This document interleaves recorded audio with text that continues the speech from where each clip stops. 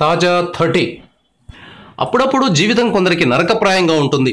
విశాఖ జిల్లా నాతవరం మండలం సరుగుడు పంచాయతీ పరిధిలోని కృష్ణాపురంలో నివాసం ఉంటున్న రాముకు ఇలాంటి దుర్భర పరిస్థితి వచ్చింది.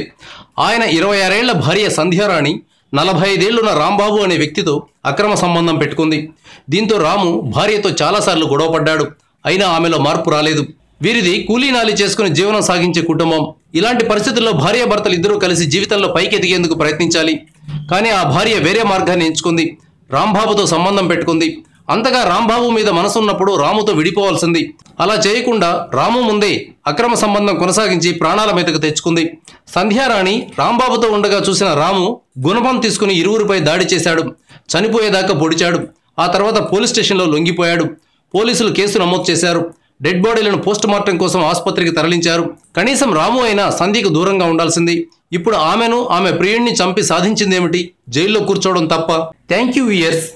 ఈ వీడియో మీకు నచ్చితే లైక్ బటన్ టచ్ చేయండి. తాజా 30 ఛానల్కు సబ్స్క్రైబ్ చేయండి. మీ మిత్రులకు షేర్ చేయండి.